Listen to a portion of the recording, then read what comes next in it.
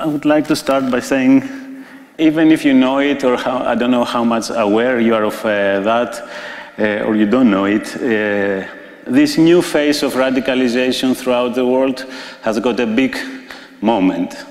And it is the shutting down of the WTO in Seattle in 1999.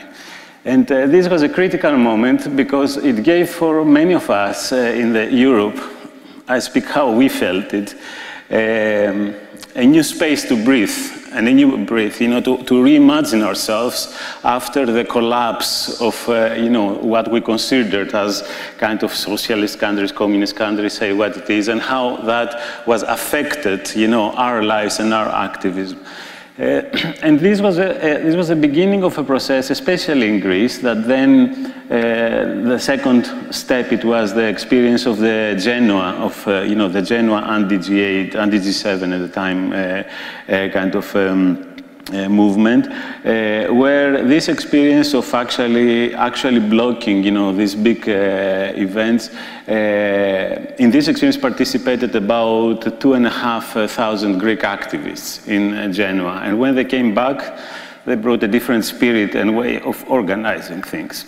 And the experience of the anti-globalization movement was very important. We learned a lot from this movement, exactly because it was through the social forums and other means of organizing. We learned how we created all these fragmented left or fragmented kind of different movements. They came together and they create a common space where they put aside some of their ideological differences that they have ended up, in my opinion, being identity politics rather than real kind of politics. And they started discussing practically how can they organize themselves, how they can accumulate power, how can they reach more people in order to build something. What you see in Greece now, the deep roots of this kind of developments in Greece, they go to the anti-globalization movement in Greece and in Europe, and mainly. And the most obvious producer of this movement, it was Syriza, the formation of the radical left party of Syriza at the time. But I'm here to speak about something, the more recent developments, because things have changed and we have gone beyond the social movements of the noughties, let's say. Okay, today social movements in Greece have a different kind of composition and character. First of all, this is down to the crisis. When we speak in Greece about the crisis, not only a financial crisis, it is an organic crisis. It's a crisis that includes, the delegitimization of the old political establishment, that they supported neoliberalism since the beginning of the 90s. And this kind of delegitimization of the political establishment, it opened up these cracks that brought, Syriza. Now we have a kind of left-led government in Greece. We speak about the very steep deterioration of the social conditions to the point that pockets, big kind of parts, not pockets, big parts of the Greek society, a third or a fourth, or 40% of the Greek society, they live in conditions of humanitarian crisis. I will give you only one, or kind of 2-3 numbers. Unemployment, today it is 26%. It has reached 28%, today it's 26%. But out of this 26%, the 80% and more is long-term unemployment. Okay, so this one thing. The second thing is that in terms of health, something that you have a big debate about your healthcare system here. Okay. So in Greece, we had a public healthcare system that was universal health for all. You had to pay your contributions, either through your wage or if you were self-employed or kind of a small businessman, you had to pay something. But now, because of the crisis, because of high unemployment and because people shut down their small shops and businesses, or self-employed, people like architects, doctors, or whatever, especially the younger, they cannot pay. we have 3,100,000 people outside, you know, the healthcare services.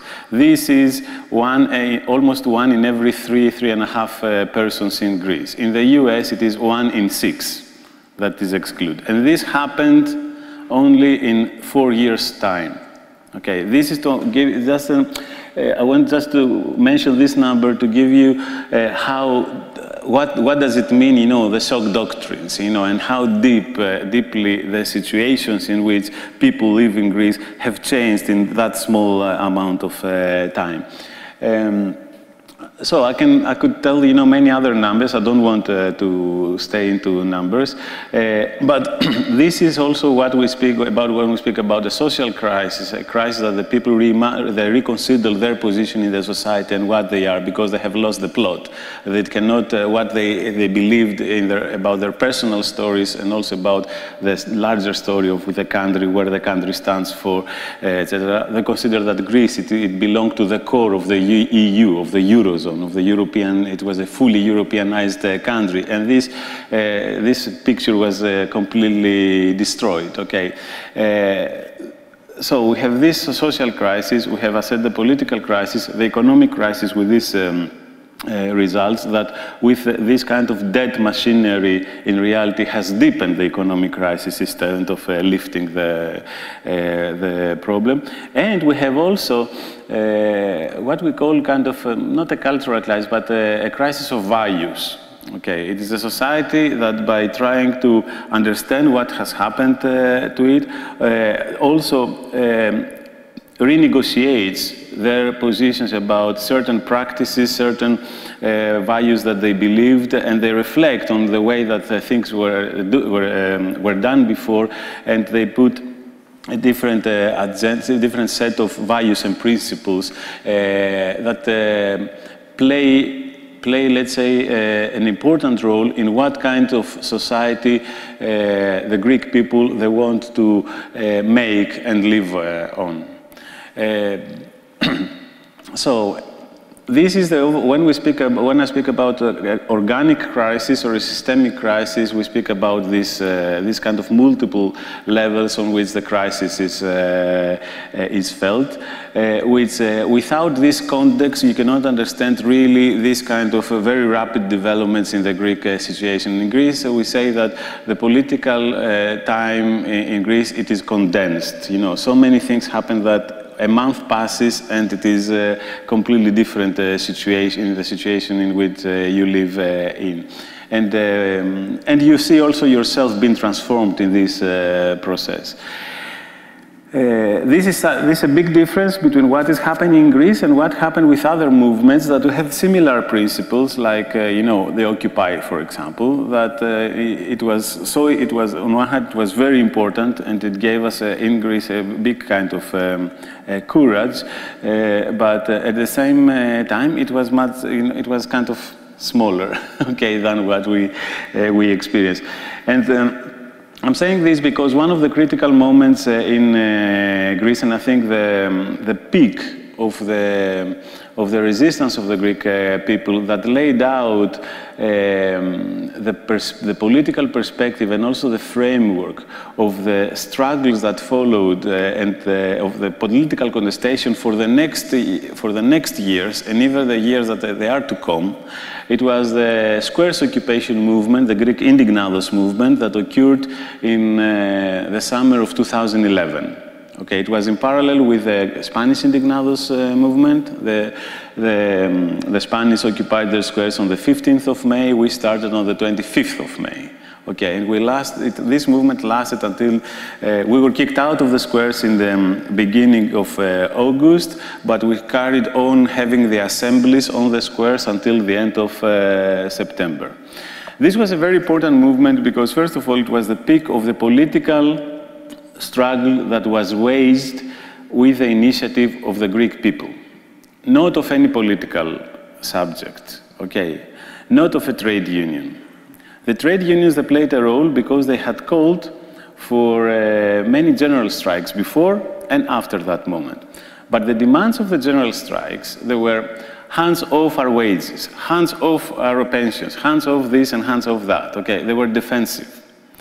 When the people, they stormed even these general strikes, we speak about general strikes with 200,000 people in Athens alone in the demonstration, not how many people participated, they didn't go to work, okay. So they were huge, even in Greek standards. But the people imposed a different agenda. Despite the fact that they took on the streets because they lost their wages, their pensions, their rights, etc., they demanded the ousting of the Troika and the topple down, or to put down the two-party political system, and especially, you know, whoever was in government each time, to put down the political system as such. It was a different discourse or a different agenda that the people put forward, exactly because they're angry, exactly because they wanted somebody to be accountable for what is happening to them, and because they felt betrayed from what they had been, from those that they had promised them differently. But I think it is important to lay out this difference between how the organized movement, okay, social movements or political movements, they were thinking about resistance, and how actually the people were thinking about resistance. And the moment of the squares occupation movement, it was exactly the moment that the people found a way to organize, to create this common space where they met and they organized themselves. This was a moment that in this movement, they participate accordingly to to a serious kind of center-right newspaper in Greece, something equivalent like the Times, let's say, the British Times. I don't know how the Times is here. So, according to a poll that they did at that time, 28% of the Greek population took part in this movement. And this movement was organized in the big squares outside the government buildings. Okay, people set up their own assemblies. The assemblies, they were equal to, everybody had equal time to speak, you know, more or less like how the Occupy was there.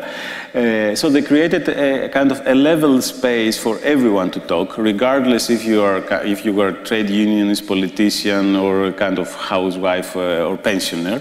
Okay, equal time to everyone.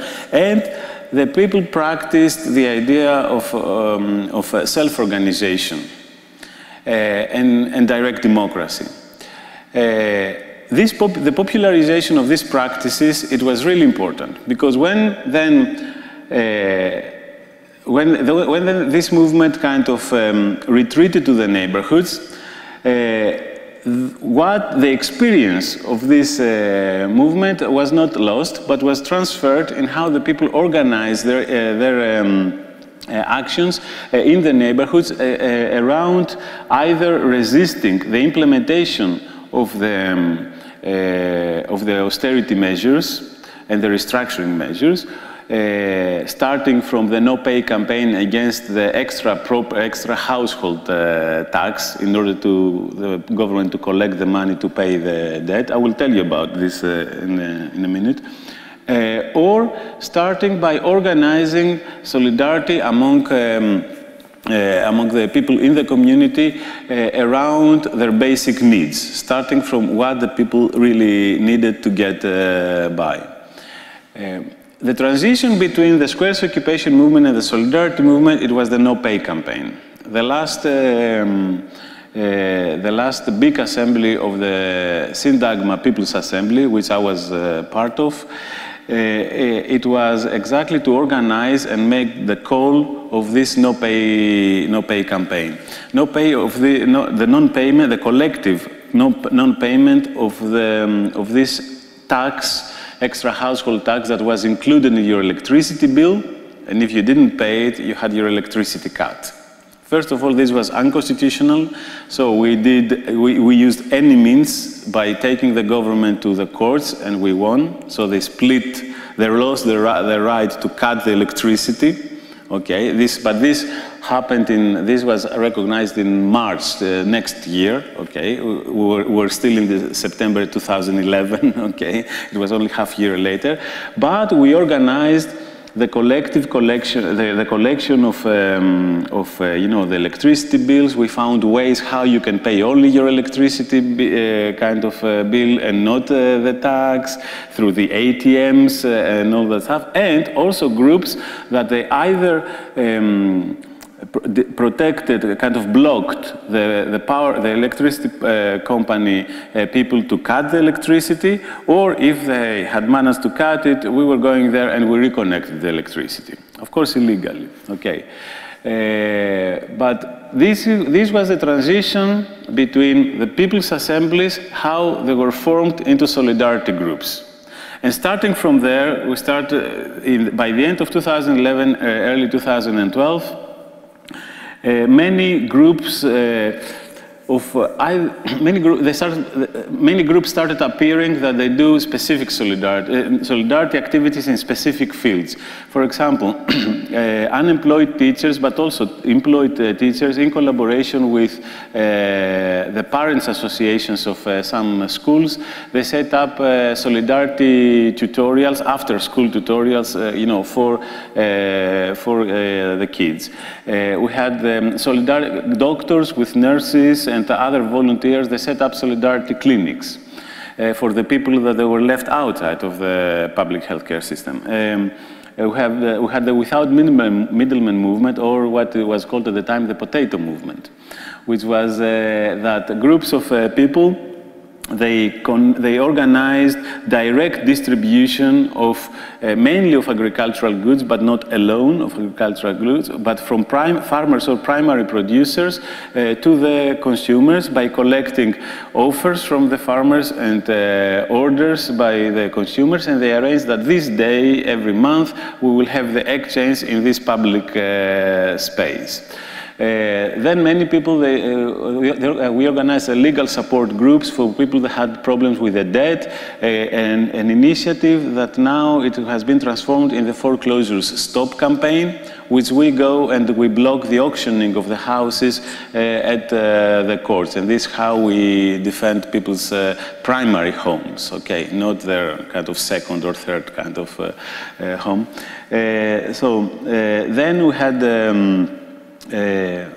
yeah, of course, the anti-racist movement had got already established support and solidarity networks for the immigrants, okay, but this is also, and actually we got many of the practices, especially in the beginning, we got them from the anti-racist movement, but now the big majority of the big part of the Greek population, they were in similar conditions of exclusion as the undocumented immigrants, and this movement managed to merge, you know, immigrants and Greek people to work together. So it's not that the Greeks now they try to help the immigrants, but all together they work in this solidarity movement, and this is why the solidarity for all, it goes also to show that we don't discriminate between those that have rights as citizens and those that don't have papers, between Greeks and non-Greeks, etc. And then we had the development also of solidarity structures within the working spaces by the workers itself, especially those workers that they were on long-term strikes, like after the shutting down of the national public TV station, the university staff, they had a 3-month-long strike, the cleaners of the Ministry of the Finance, etc. Because when we started, because these people, when they were on strike, they asked help from the solidarity movement, because unfortunately the trade union movement in Greece hasn't got support mechanisms for their members, not even for their members. Okay, so if the trade union movement had got this kind of their own kind of support mechanism of solidarity structures, possibly you know, this movement would have had a different kind of form. So how this movement is organized now? When we started as Solidarity for All, the first thing we did in September 2012, it was to see the extent of this movement, how big it was or it was not. And at that time, we tried to make a map of the movement, and we found out that it was 180 groups, between 180 and 200 groups throughout Greece. Only by putting all these different groups on the map of Greece, the scale, okay, it changes to the actual activists of each group, because they started thinking themselves in terms of a movement rather than, you know, an individual kind of solidarity clinic, let's say. And this was very important. This was the first simple act with which you organize a common imagination. Okay, and you organize a common space that then you can build there, you know, networks between the different groups. Of course, Greece is small. Okay, so it's very easy to know each other and to learn to meet each other physically, and this helps a lot. You know, unlike what is the situation here. So there existed some kind of very loose networks, or everybody in one solidarity structure knew somebody else in another solidarity structure, which made things much easier, you know, to communicate and make this network more physical, let's say. So these solidarity structures, each solidarity structure as an offspring of the squares occupation movement, it is organized around an assembly. So the only decision-making body or process of each solidarity structure, it is their own assemblies. The majority, they do not have legal status.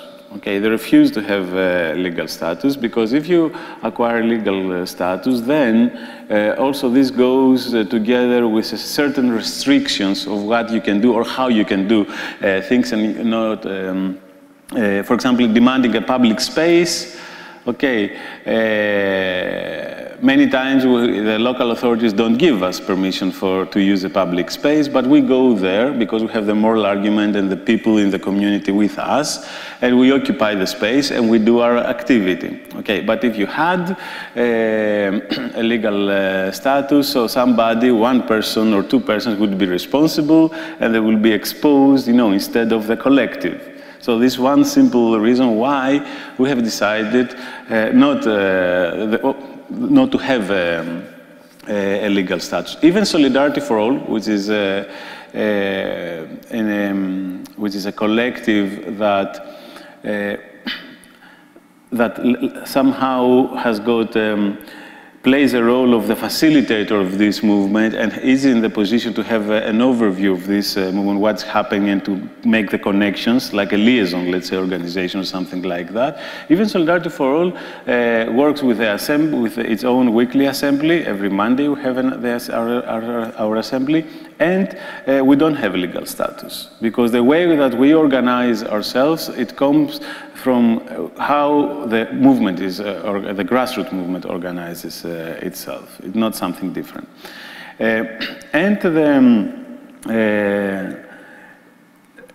Yes, and of course, you know, in the assemblies, you have this horizontal kind of process of participation that they're open to everyone.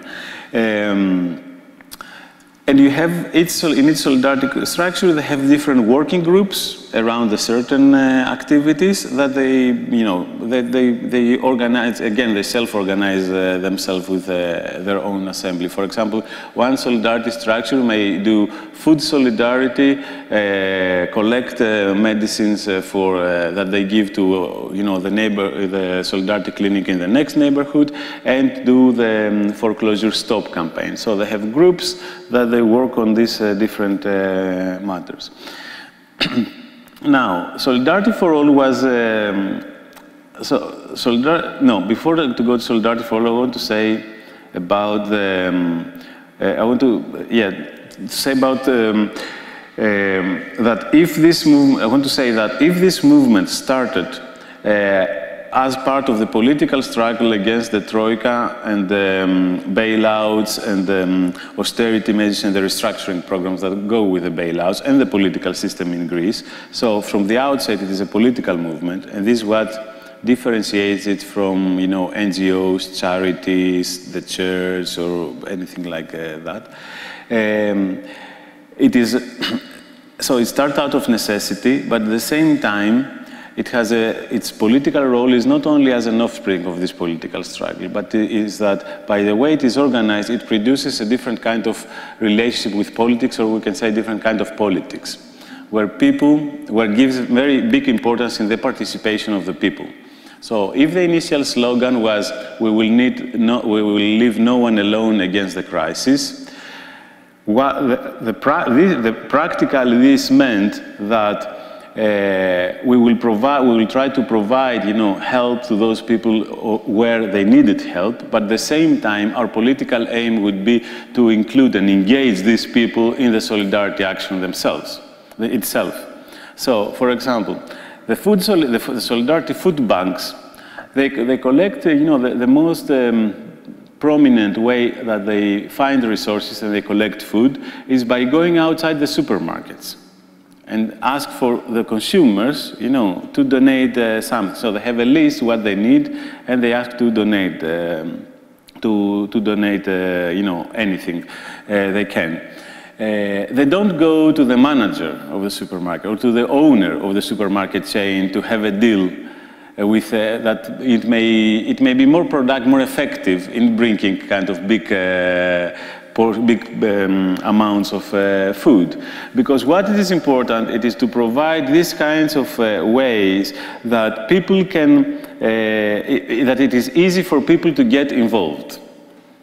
Okay, and also they have this experience that you have to go, the same people, they have to go outside the same supermarkets because they create relationships with the people that they donate, and then they start other kind of larger discussions about the situation, etc. It is how you create, actually, you exploit, or you utilize the networks or the patterns of life in the community, and you turn them into a public space, into the public sphere. Okay, so this is something very interesting what they do. Or, most importantly, and I forgot this to tell, that this is a movement that does not rely on money.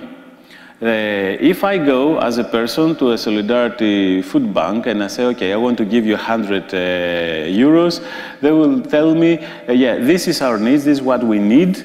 You can go and buy them and bring it to us. Okay, so because in this way you make the effort, okay, and you become part of the solidarity movement.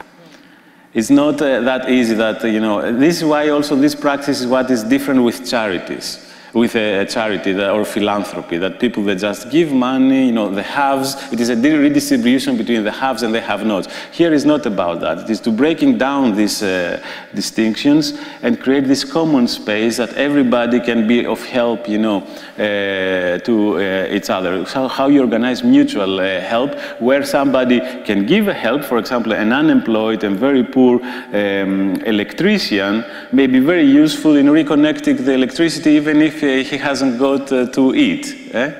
So we will not ask him, you know, to bring food, but he will, his skills will be useful in other terms. So it is also how you organize the flows of and the use of the skills that people have got, and how you provide spaces for whatever each person can offer to make use of it, because this is also a way that you can, you can transcend, you can kind of help the people get out of their self-blame, their isolation, you know, the sense of, the sense of, you know, because people have got dignity and they're ashamed to say that I have a problem, but if they feel that they are able not only to, they don't only need to ask for help, but also they're able to give, to provide help, it changes this position.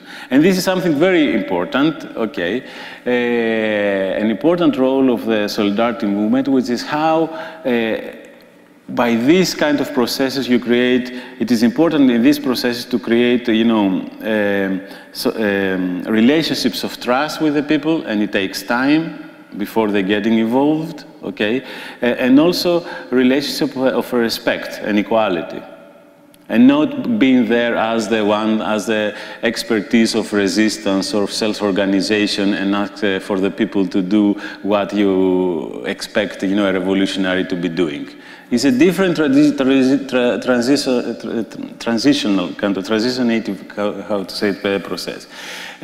So this is why if this movement starts out from necessity, it plays an important political role, and its political dimension, it is.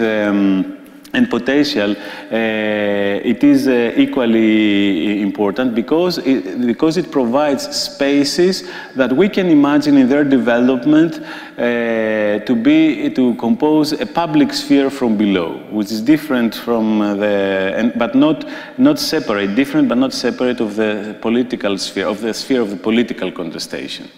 I mean, state level, when I say political contestation. And this brings me to the third point about how this movement is organizing, or what is rather the potential of this movement, which is that by organizing in this way, and already I have told some examples, I have given you some examples, you produce different kinds of practices of how people help each other. And these practices, they can become different kinds of policies that they can be used in order to change the structures even of the public welfare system. So not to have the state to provide, but this provision not kind of breaking down this relationship between those that they receive and those that they give, but to create a different kind of public welfare system, or to give ideas of how possibly it can be a different kind of public welfare system, or processes of decision-making, popular decision-making processes, with the participation of the people. I will give you an example. One of the most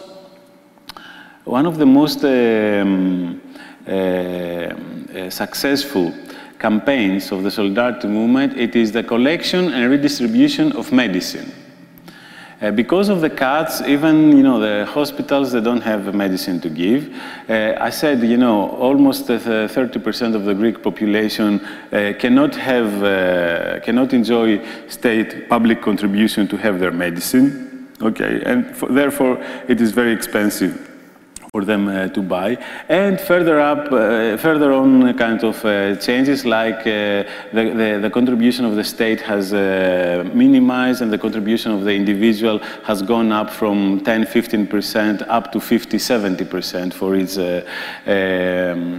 its drug, let's say. So many pensioners, for example, they cannot keep on with their medication. So for all these reasons, it has been very successful because it exploited the problem of overprescription of medicines that we have in Greece. I've been told that you have here also the same problem, okay, or the same culture. So it collects medicines from the houses, from the people, and then it redistributes to those that they are in need. So medicines that are not used anymore, they become of use. So what is the difference now? What makes the difference between this kind of action and when the public healthcare system, provides you with medicine? Many of the people that they go and they take medicine from the Solidarity clinics, when they don't need it anymore, they return it back. Okay. Those are not kind of anarchists, communist utopians, socialist utopians, or whatever. They're ordinary people that they understand the importance of this practice and how important it is for them to find help, that somebody else can need this medicine. So this changes how we think about medicine. We think them more as common goods instead of public goods. Okay.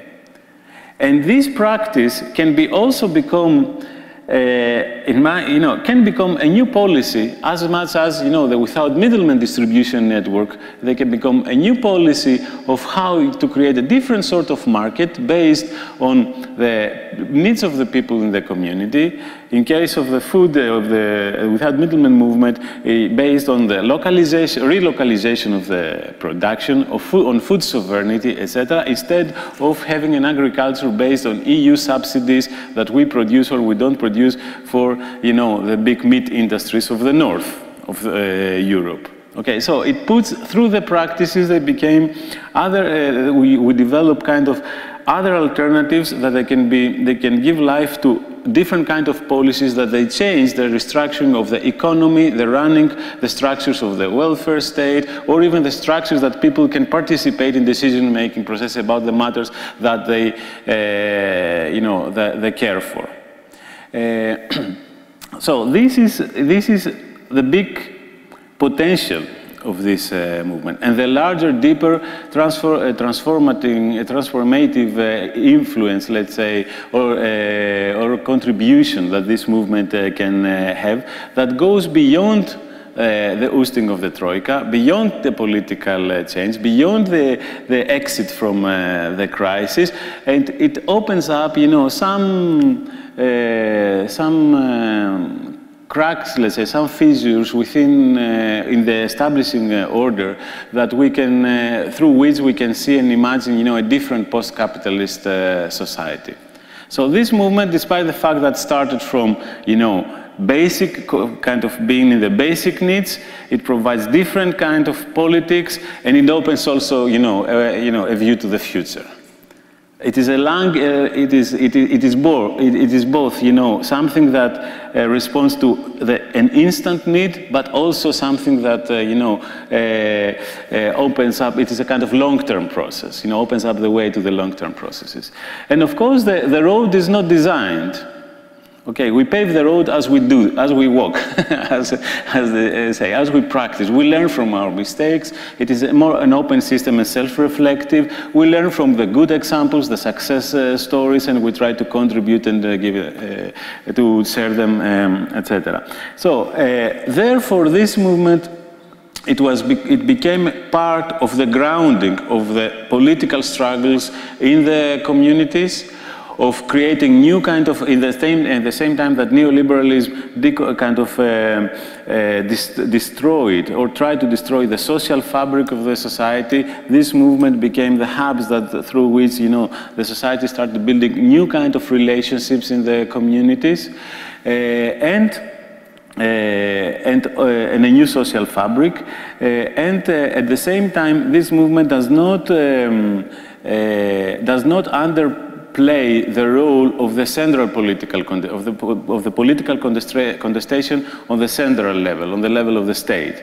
Because if you don't want to be an alternative within a generalized system of inequality and injustice, okay, you have to create your own power, and you have to remove those that have the power and then allow you to make these practices into policies that everybody can enjoy, okay, to change the scale. Also they realize that this is a highly if you don't take the power, you will not have, if you don't have somebody friendly to you in power, it is more difficult to create spaces, okay, that this movement can build, can use, okay, and build on. So this quality of this quality makes it is the big difference of this movement with the movements as we knew them from the 60s until the anti-globalization movement. So this kind of difference between social movements and political kind of representation, let's say, doesn't exist anymore. Or if it is not, if it exists, it has changed its shape and its relationship. It is that you ground the political struggle on the social level, and the social level produces politics that can be applied, or we want to apply in the, we want to make them like I was saying that we don't want to be any more kind of oppositional movements or sub-political movements or whatever. We want to be the mainstream. Because what we do, it is for everyone. It's not for us. It's not for us to be loyal to our beliefs. It's because we want the people, you know, to create something that gives them the ability to take matters in their own hands and change their, put their ideas into practice. And you discover that the people many times they have better ideas than you and more practical, okay? And to change the way that how we imagine an organized society. Okay, so I will stop by saying only a few words about Solidarity for All. Solidarity for All started in the September 2012, okay, and it came out of the needs of this movement in order to create this kind of spontaneous networking that existed to turn it into something more concrete. And Solidarity for what we do, how we imagine ourselves, it is that we are just the facilitators of this movement. We're just one of the solidarity structures.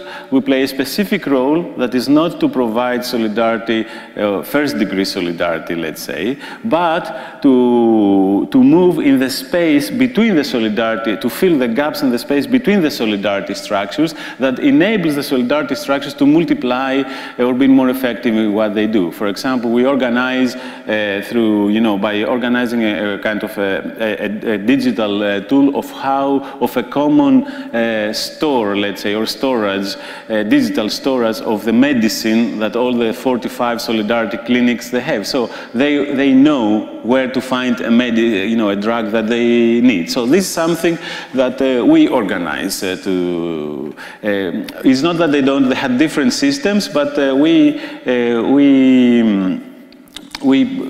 made them, you know, we unified the different kind of logistical kind of systems each individual solidarity clinic had got. Or we organize, for example, because we can use some money, and I will tell you where from, we organize the meetings, the nationwide meetings or the local meetings of the solidarity structures. The movement it is organized, so we do not coordinate this meeting and this movement, and we don't decide for this movement. But what we do, it is when it is a need that comes out of the solidarity structures, usually we call for an assembly of those that they raised the issue or those interested, and we say, okay, what can we do about that? And we build up campaigns like the Education for All campaign or other campaigns. When we had, now after the different, after the elections that Syriza got into power, that we have a different political situation in Greece. The discussion was opened between the solidarity structures. Okay, what is our role now? What we have, maybe we have kind of extra things to do because those people in power, they were part of the movements also, and how it is our relationship with institutions, etc., etc. So we organized a series of meetings throughout Athens and in the periphery, but mainly Athens. In the periphery it was much less because still we organize ourselves. Okay, and out of these meetings, it was regional kind of coordination meetings, south, north, east, west, and central Athens. Now out of these meetings, it became the first nationwide meeting of the solidarity structures that happened kind of one and a half month ago, okay? And at the same time, the solidarity structures, now they kept this regional coordination. So instead of having coordination only around the solidarity clinics they had, the without middlemen movement, they had coordination around the specific field of action they were active on. Now we have also regional kind of coordination that the different solidarity structures, clinics, food solidarity, whatever, cooperatives, etc., they mingle together. Now I said cooperatives. I forgot one important part of the solidarity movement. It is the new wave of self-managed, self-organized cooperatives in Greece, which actually now is getting more important because many people, now the movement has realized that it's not enough to redistribute existing kind of resources, okay, but we have to create wealth, to create resources. So this is why many of those groups, especially food solidarity groups, they turn into cooperatives. Okay, the self-managed cooperative. This is the only part of the movement that has got a legal kind of status because you have economic exchange, etc. Okay, so Solidarity for All became, so the role of Solidarity for All is exactly to facilitate and to create common spaces that then this movement can utilize and give shape to itself. Okay, we're not, as I said, a coordinating group or a kind of a spokesperson organization or the Central Bureau or something like that. We have a decentralized logic. The second thing about Solidarity for All that contributed to its kind of formation, it was that Syriza, after its breakthrough in the elections of June 2012, one of the first decisions the parliamentarian group of Syriza that took, it was to create a fund for the self-organized solidarity structures and initiatives.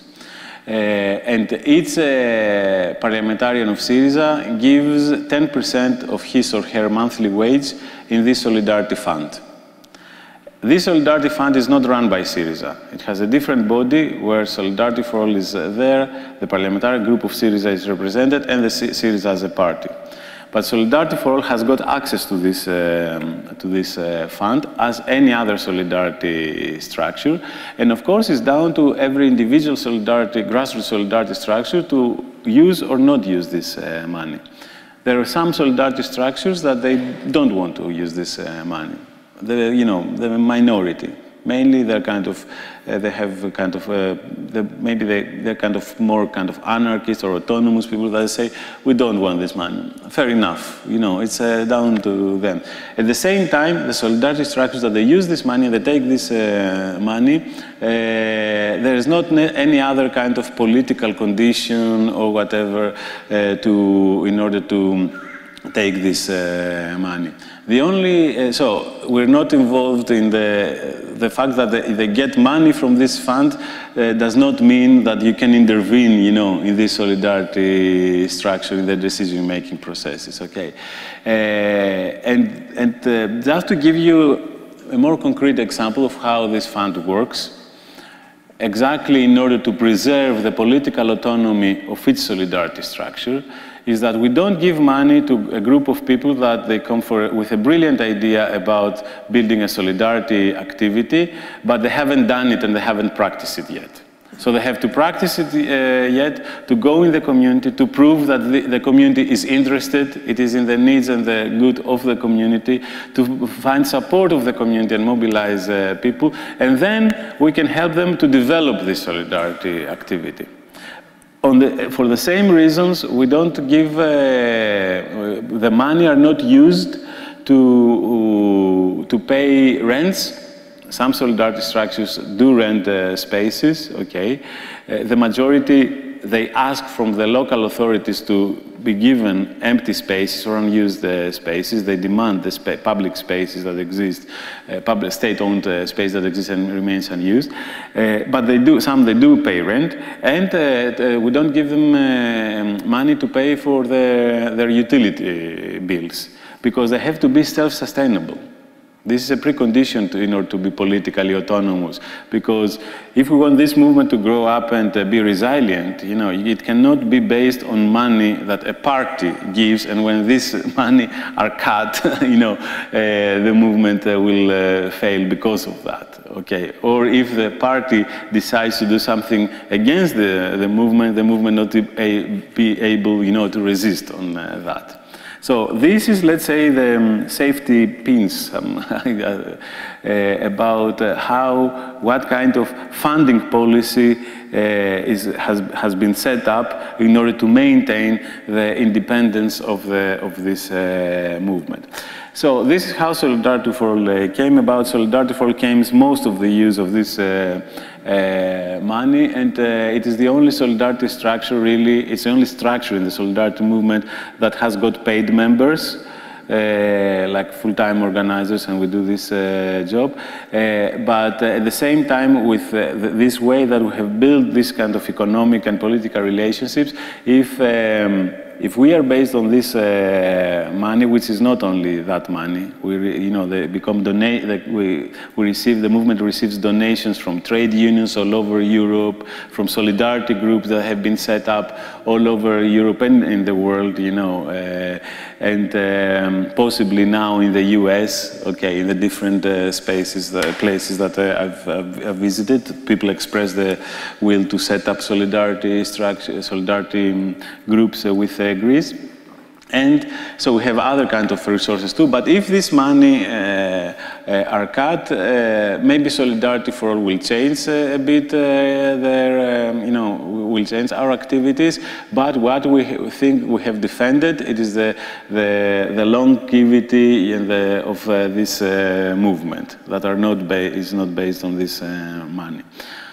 So I put a point here. Okay, I stop here, and I hope I raise some interest in order to have some fruitful discussion. Thank you. Okay.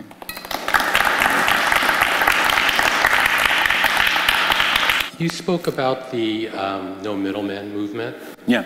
Is all that donated, or do you actually pay for some of that food at a lower cost? Yeah, that's a good question. No, this is actually, no, they're not donated. So the people that bring, the group of people that organizes this activity, they conduct some farmers. Okay, they say, okay, what offer can you make? What is the price per kilo? And then they distribute posters, and they conduct, the communities in many ways, via emails, posters. They collect orders, they inform the farmer how much produce to bring. Of course, the farmers, they bring a bit more because people turn up on the day and buy stuff. And it is an exchange. It's kind of selling and buying, I think. But the producers, in the end of the day, they have to donate between 3 and 5% of their day's sales, okay, to the Solidarity group, and this kind of food, let's say, is distributed to the very poor families that they cannot buy food. Okay, so this movement also has become a big resource of the food banks, instead of only through, the supermarkets. Also, there are other people that they help the food banks, like, local shops, kind of local restaurants, the bakery, the butcher, etc. And something, an interesting thing about the Without Middlemen movement is also that,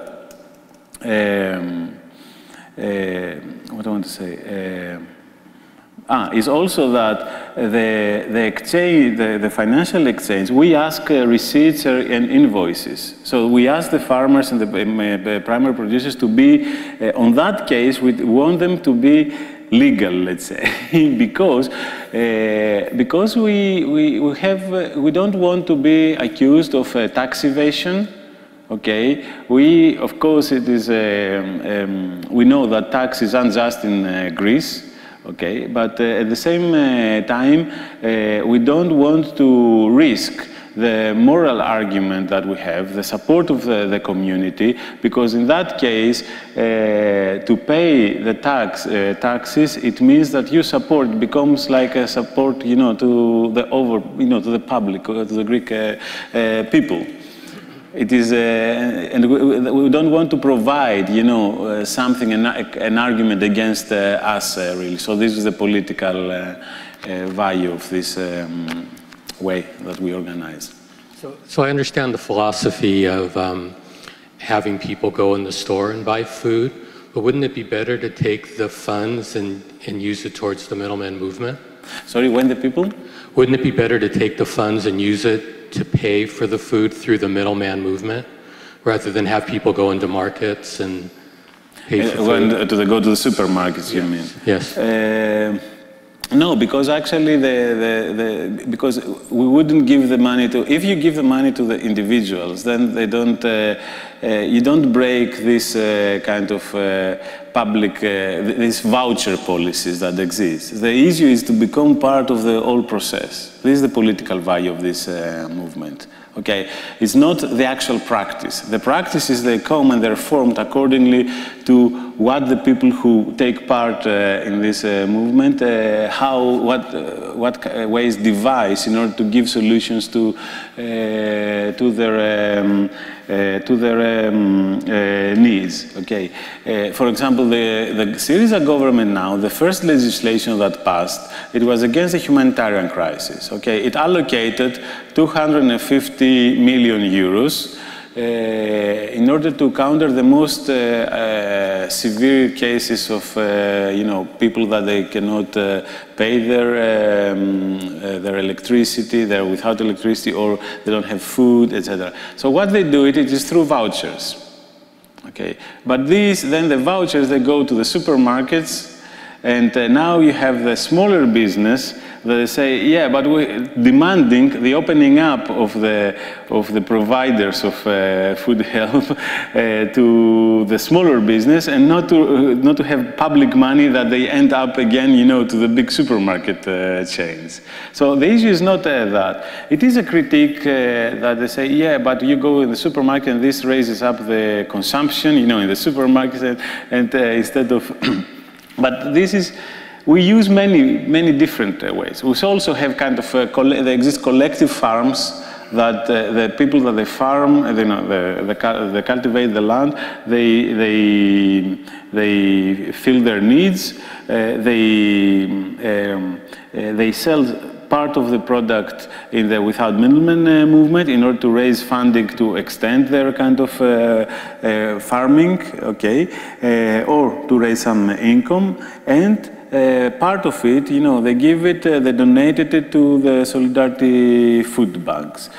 So we have to find it is hybrid ways, kind of composition, a composition of different ways that also you give a kind of an immediate answer to a need, to a necessity, but at the same time you provide space for participation. Can I jump in there? Yeah. Oh no, I don't want to talk into this thing. Do I really have to? Come on, it's the same. You did it already. Will you hold it? Okay, will you hold it? So, does it have to be like really close to me? Oh, okay. So I'm a little bit confused, and I think that when you asked the question about the groceries, the markets, I had a different understanding of what you were explaining, so I'm trying to clarify this. So when I heard you talking about it, I imagined that you were saying that people were going to the markets outside of the market and talking to the people as they were entering and asking outside them. the supermarkets. Right. Yeah, exactly. And asking them what kind of food they needed. But you weren't actually, the food wasn't going into the market and then to the people. No, we spoke about two different markets. One is with the without middleman market. The what? The without middleman kind of distribution network, the without middleman market. This is independent activity, okay? And then what is the benefit for the food banks is that, what the producers at the end of the day donate. Okay, to the solidarity structure. But the same solidarity structure can go out of the supermarkets and ask the people that they come to buy something that we need this, and they donate. So they're two separate actions. Right. And the middleman one is you find out what they need and then you meet somewhere else to give it to them, right? The food? No, it's the same, it's solidarity group. Through the neighborhood relationships, they know what people are in need. All right. Okay. And the food comes in the same kind of bank. If it's a solidarity structure that does both activities, without middleman market and collects food outside the supermarkets, the food comes in the same bank and it goes to the same people in need.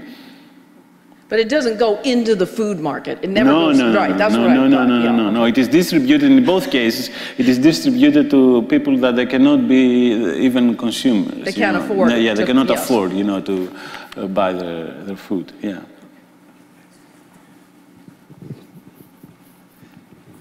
Thank you, Christos.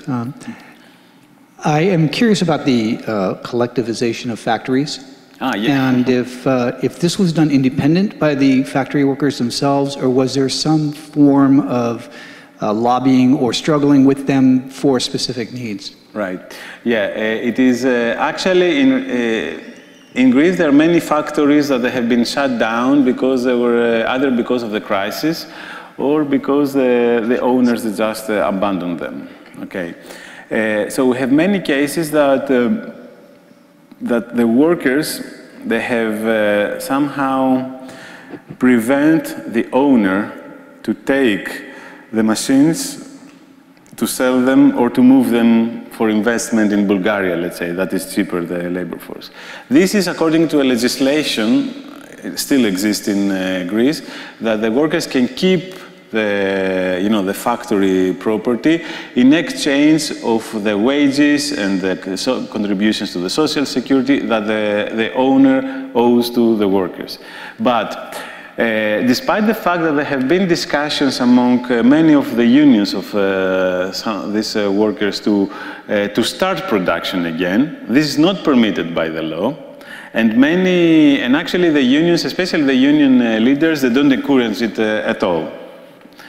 So we have only one case of a recuperated factory, that the one in Viome in Thessaloniki, the second largest city in Greece, that it was, the factory belonged to an Italian-based multinational of tiles, okay, and the specific factory unit produced glue for the tiles. So through their struggle, the workers there, they decided to put it into production. But in order to do that, they had to change what they produce. And now they produce cleaning stuff, either general cleaning stuff for house, etc., and some personal cleaning stuff like, liquid soap and stuff like that. And this is illegal, but they took the political risk. And we helped them out. Actually, Solidarity for All had got in the beginning the central distribution. We helped them out setting up, the network of the distribution, especially in South Greece, because in North they did it themselves because Thessaloniki is on the north of the country. So, and we distributed this their production through the Solidarity movement, the without middlemen markets, or in the social spaces that the social centers of the Solidarity structures, etc. And now they have taken over the whole distribution throughout the country, and we are in Solidarity for All. Actually, was from the first moment in the process of changing the legislation and making a new legislation that allows these kind of recuperations to occur. Okay, we help them out to set up a cooperative. So now it is this kind of very kind of strange, weird situation that the production is illegal, but through the recognition of the cooperative, the distribution of the illegally produced production is legal. Okay, so but this matters of struggles that you give, and not surprisingly, the old owner returned a few months ago and took these people at the courts again in an extra case, because the old dispute still is on.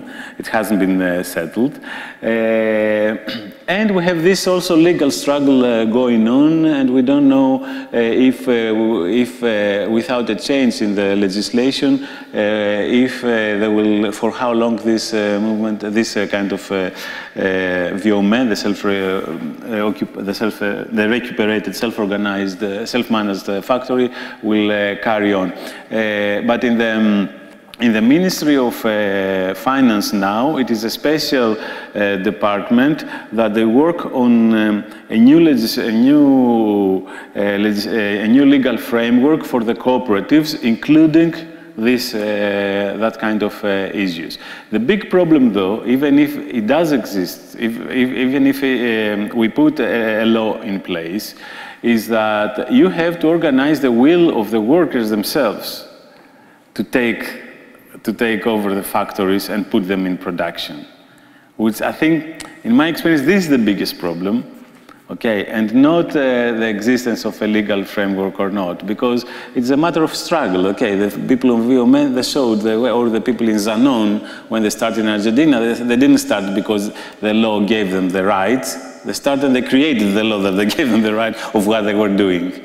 Okay, so I think this is the big, the main problem is how you find this subject, this collective subject that will do that, that will go for it. This is a question of how you created the organizational structures, the solidarity structures that you mentioned. How were they first conceived? To what extent do they interact with the internet? To what extent do they interact with grassroots, door-to-door relationships? And to what extent are they repeatable, easily exported, I guess? Yeah, right. So I think from what I said, I think it was obvious that the creation of these solidarity structures around specific issues, it was a product of the squares occupation movement and the people's assemblies in Greece. So they carried some ways of organizing from this field to the other field of finding solutions about basic needs really. So it did not exist. We didn't have a pre-existed model in our minds. It was quite organically came out of the struggles of the people. And I think the biggest advantage we had, it was how many people participated there, which in reality they put in action common sense, not big theoretical issues, just common sense. Okay. So this is, I don't know if I answered, but this is how it happened. Okay. But I want to just because you referred to the internet, I want to say something on that and expand it a bit. What is interesting with this movement, as many other movements, is that in reality, and with Solidarity for All, we work with the logic of the internet. We don't work with the logic of an industrial production unit. Okay. Many people, they don't know that. Okay. And really, they don't need to know that. But because this is, the internet is a reality of the everyday practices of the people, without knowing, they transfer these skills and this kind of way of imagining the world or doing things in their everyday practices. Okay. Practically, though, the majority of the people that they participate in this movement, they're older generations. They're over 40, 45 years old, and they don't have very good relationship with the internet. Many people, especially in the lower classes, they opened an email account only in order to be used for the solidarity structures and the solidarity movement. Okay. Nevertheless, we try to build digital tools. We build up the Solidarity for All web page, where each solidarity structure has got its own page and access code. They have their own administration, and they are themselves responsible to update, the news about their activities. And this feeds directly, the main channel, let's say, the main page of the Solidarity for All. So we use this decentralized logic and this kind of how you manage these flows of information activities, resources, or whatever. Or we have the agrotopia, from agros, from agriculture, okay, and topos or utopia, in one word, agrotopia, which is, now we develop it even more, a kind of a platform for the without middlemen movement, where the producers, they have their all their details, how much production, how much production they produce every year, because we don't want somebody that produces three tons of beans to be able to sell 6 tons of beans. Then he becomes kind of a middleman, okay, even large scale. So in this way, we have, it is a kind of a more organic way of social control, let's say, okay, and social and self-regulated ways of it becomes a medium of self-regulation of all this network. So we have the producers, we have the groups that they organize the without middlemen exchange, kind of distribution, and the consumers. And the consumers, they can assess both the groups and the producers. The producers also, they can see what is the volume of this produce or the other produce that is circulated, okay, through this movement, and they can plan their production for the next year. So we help. So we try to use these kind of new tools in order to organize this movement. But as I said, mostly this movement is based on personal relationships. Okay, I think this is at the core, or how we personalize virtual relationships and how actually we virtualize kind of practices in order to return back, to the physical kind of space. Well, this question is a little bit to the side if you want to answer it. I was wondering if in Greece you have progressive churches like this one we're in here, yeah. And you have a state religion, I believe, which is kind of foreign to us. And I was wondering if the church's attitude has been neutral, if they've been fighting you, or if people have been leaving the church in droves. Right. In Greece it's not exactly state religion. It's that, but yeah, the religion has a deal with the state, okay, to maintain its property, the church, the Orthodox Church, and also receives endowments, kind of money from the state. For example, the preachers in all the priests in Greece, they're paid by the state and not by the church, okay, which is ridiculous because the church is the wealthiest institution in Greece. They may own more than the state itself. Okay. Anyway, so the church does philanthropy. Okay, they have set up mainly. They have set up a solidarity, their own soup kitchens. And they provide everyday food to 50,000 people. Okay, it is the largest organization that does this thing. But they receive, as I said, they receive subsidies from the state for this, from the European Union. Okay, and also they have deals with the big supermarkets and other kind of big kind of charity organizations of Greek moguls that they donate, they give money to the state. And of course, only every Sunday in the Mass, always you have, we said in Greece a plate, because it is really a plate that goes around and people donate there. This money is immense, okay. Nevertheless, there do exist some individual progressive priests, and also you can meet some cases that the actual soup kitchen of the church is run in a very self-organized way, even to the point that they collect foods from the local groceries, etc.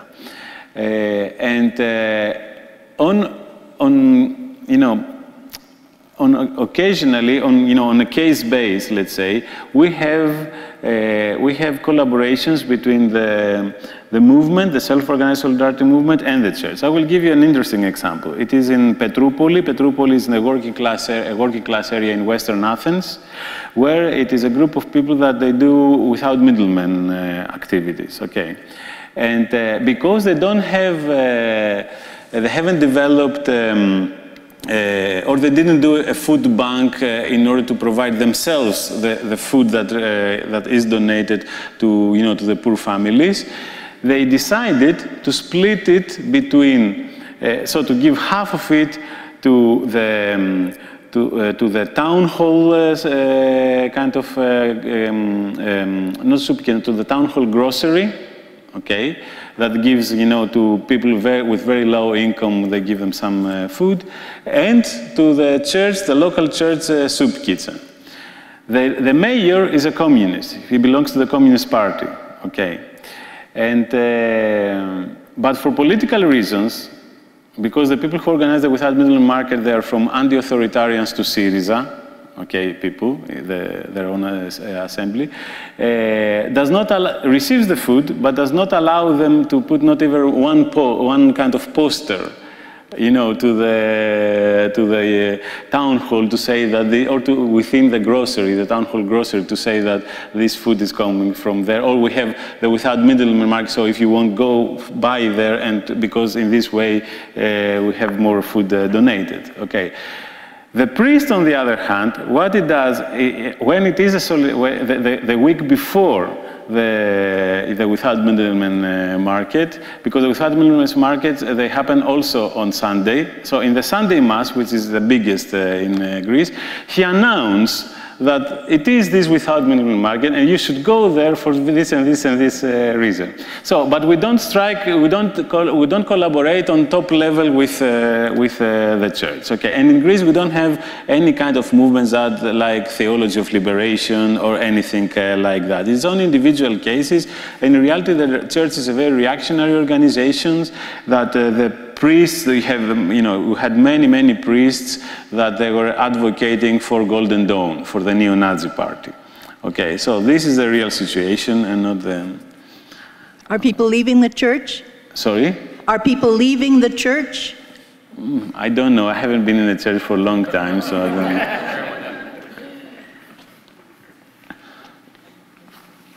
It was one question somewhere here, I think, people left.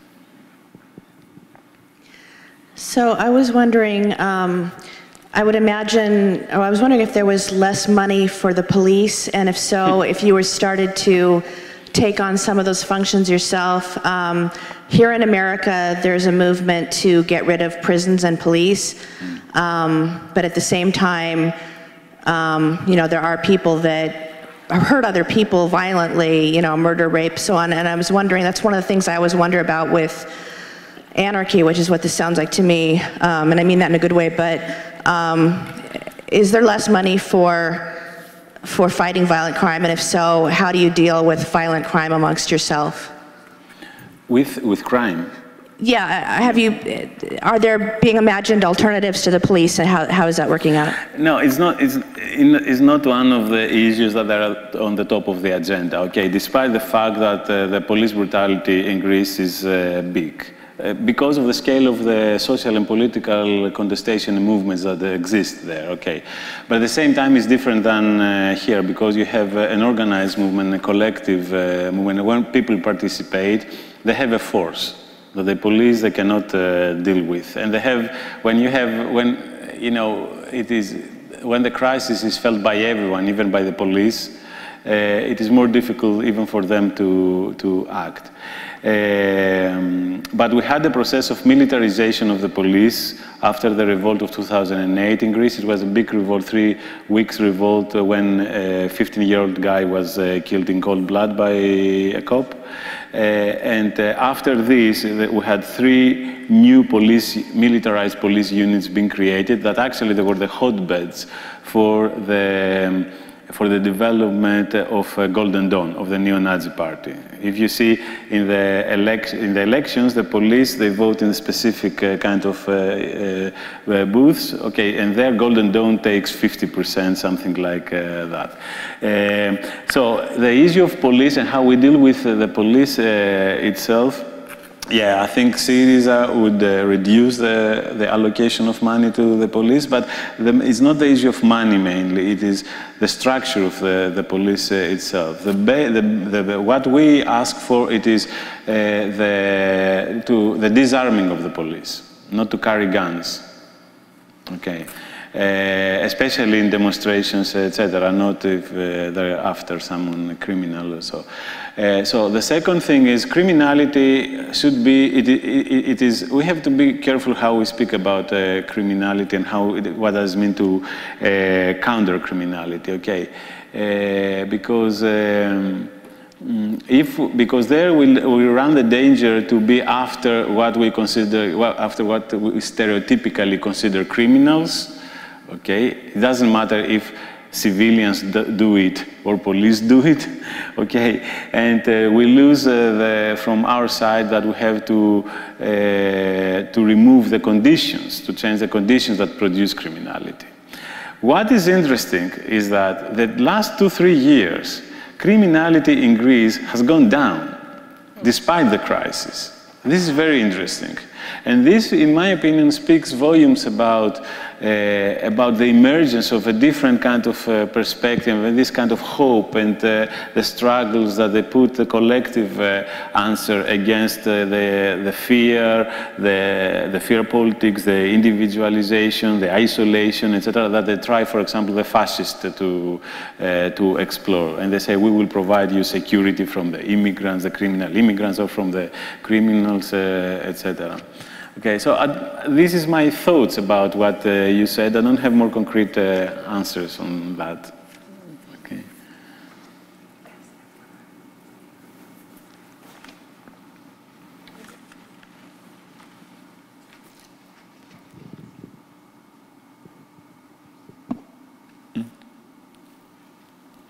Anyone? We're waiting for anyone else. Any more questions? So as the crisis evolved in Greece, obviously the right wing took to the streets much to the left wing, and there was a lot of reactionary violence from Golden Dawn. So were there structures that were organized around safety and protection, especially as you create physical spaces for solidarity? I would imagine that those are under threat of attack by Golden Dawn or other reactionary forces. So is there a structure built around safety and protection? Look, the Golden Dawn, the fascists, they have assaulted kind of some solidarity structures, but not that many. Okay, and the issue of safety, it is a bit different. It's how you feel it, how you feel about it. I mean, in terms of if you feel that you're organic part of the community, and you have the people with you, and you're recognized with what you do, and you're supported by the community, and you're something useful for them, etc., you don't fear that much. Okay, it's not that this is not a reason to protect yourself, but what I want to say is that this is a kind of a movement that it is, its power, its protective power is exactly the amount of people, the recognition, the support that gets from the people, and how it marginalizes whoever wants to be against. It's very difficult to attack a solidarity structure, because we have at least a moral argument that we do something useful for the people without expecting nothing in return. Okay, and this protects us both from the authorities, because the authorities have been after solidarity structures, like reactionary conservative mayors, or professional bodies that they see, for example, the without middlemen movement as a threat to their businesses. Okay, because they lose consumers, or they cannot compete the prices. Okay, so the biggest threat is this kind of people rather than the fascists and what else may be.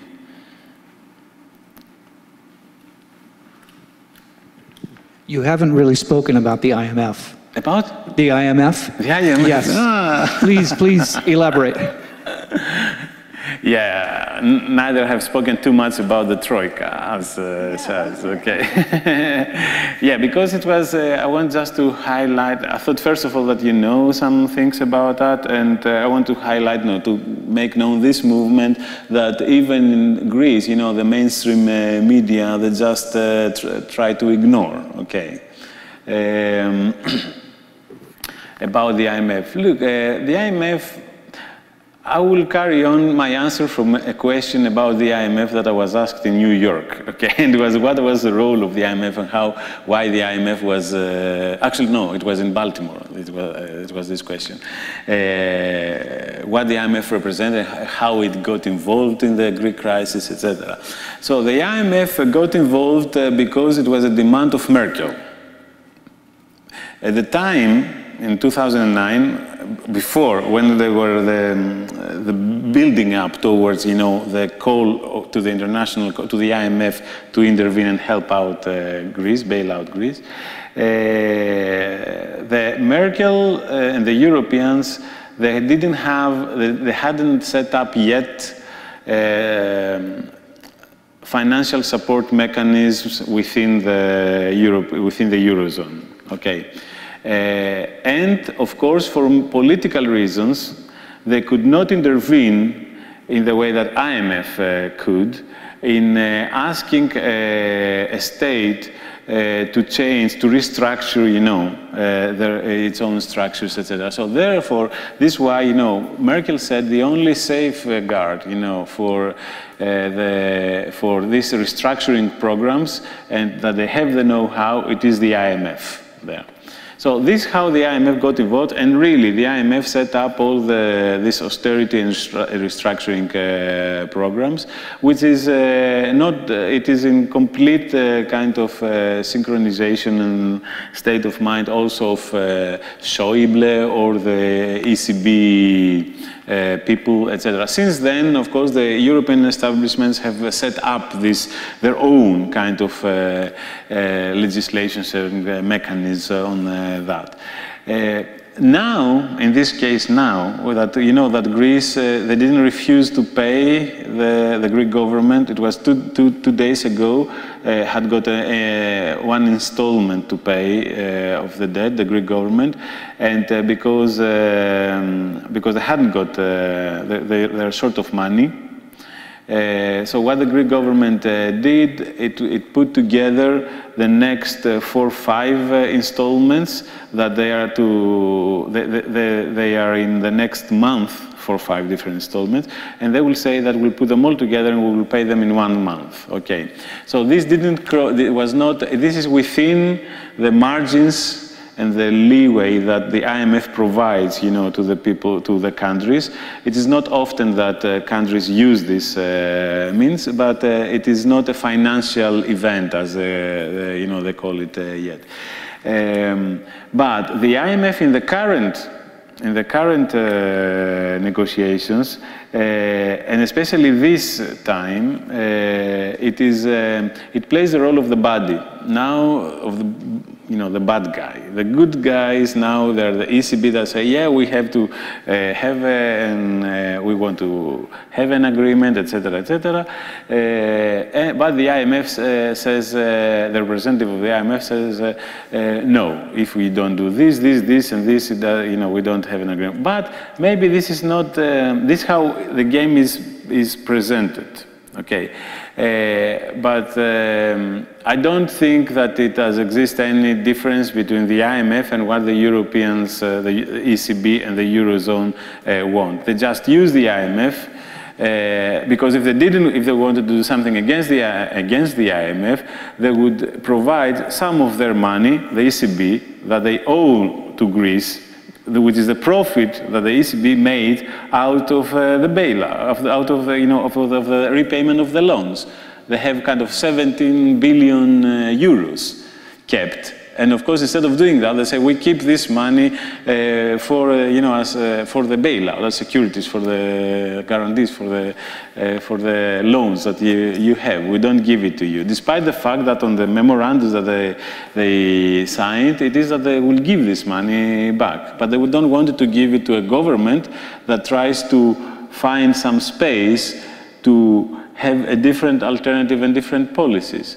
Okay. For example, despite the fact that this government doesn't break the negotiation table on the terrain of the negotiations, that it is restricting these kind of neoliberal policies or neoliberal framework, but at the same time, but only targets the government, the Greek government ask for a kind of a softer version of austerity, let's say. Okay, but at the same time, for example, they had a tax reform that taxes the rich. And by that, the equivalent measures that, or the substitute measures that the Greek government proposed to the IMF, to the Troika, the IMF, the ECB, and the Eurozone, they were able to collect 1 billion more money than the measures that the IMF and the ECB, that the Troika kind of proposes. But because it included, this kind of taxing the rich and other kind of different measures, they don't accept them. Okay, and they propose the agenda of the IMF. So it's a political struggle. It's not about, really about the, money.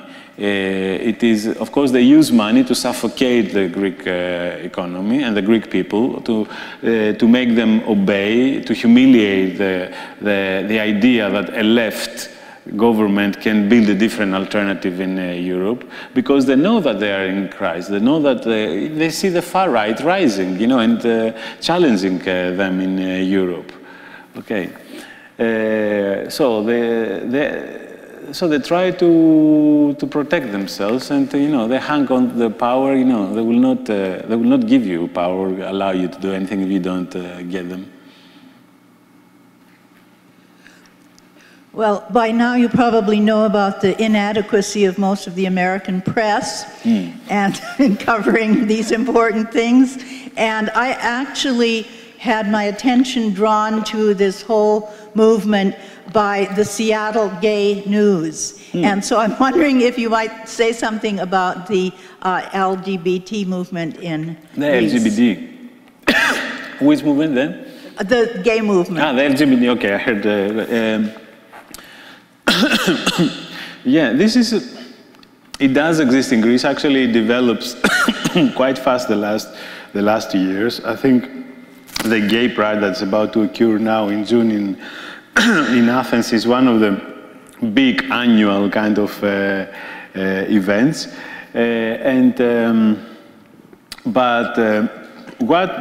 What I described earlier, that in Greece, the situation, we still have got these social movements around us that are based on single issues, kind of, the environmentalists, the feminists, the LGBT movement, etc., etc.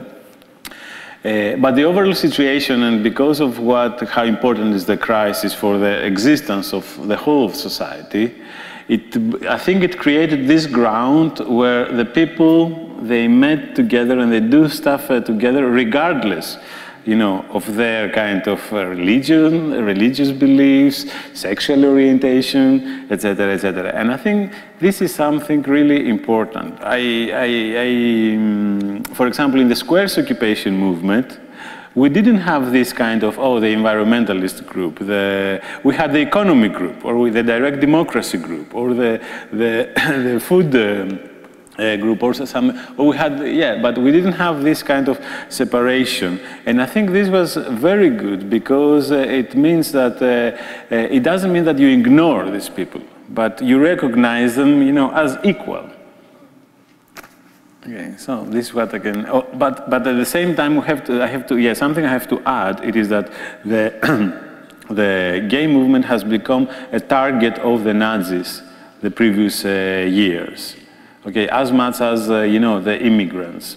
So they have suffered some, blows from the rising of the far right in Greece, and for that reason also it became for the movement, the solidarity to the gay movement. It was one of the big kind of moments. Maybe on that note, because I know people are probably getting a little... I just want to first thank again Christos for his time and for all you've done.